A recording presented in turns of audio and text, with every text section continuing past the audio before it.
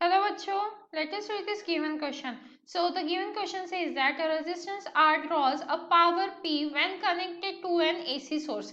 If an inductance is now placed in the series with the resistance such that the impedance of the circuit becomes Z, the power drawn will be. देखिए बच्चों यहाँ पे हमें सबसे पहले case 1 और case 2 करके हमें आंसर फाइंड आउट करना पड़ेगा।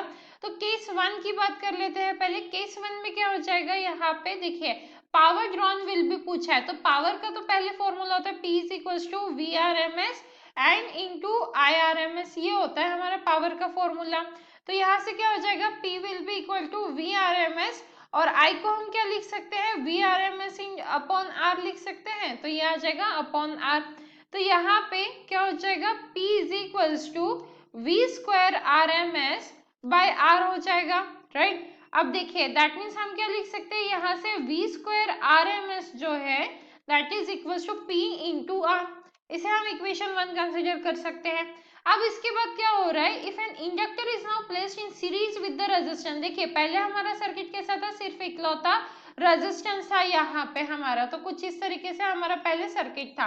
अब हमारा केस 2 में सर्किट कैसा हो गया है, अब उन्होंने एक इंडक्टर को भी यहाँ पे जोड़ दिया है, तो ये आ जाएगा हमारा इंडक्टर, यहाँ पे ये हो गया L और ये R और यहाँ पे आ जाएगा हमारा केस 2 में कुछ इस तरीके से। अब अगर हम power drawn in LR circuit find out करें तो लेट सपोज P2 से डिनोट करते हैं, ये क्या हो जाएगा, पूरा P1 हो जाएगा, ठीक है।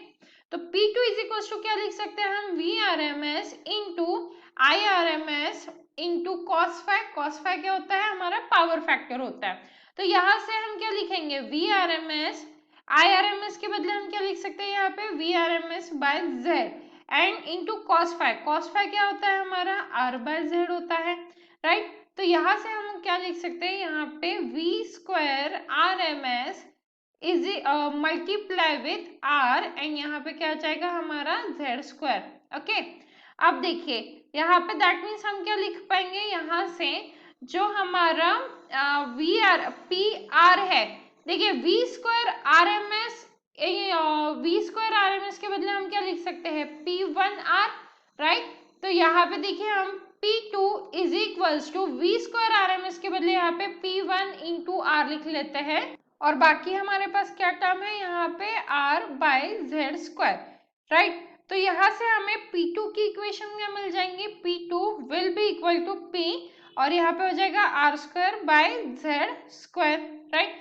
Now if you check your options, जो ऑप्शन सी है हमारा वो परफेक्टली मैच कर रहा है।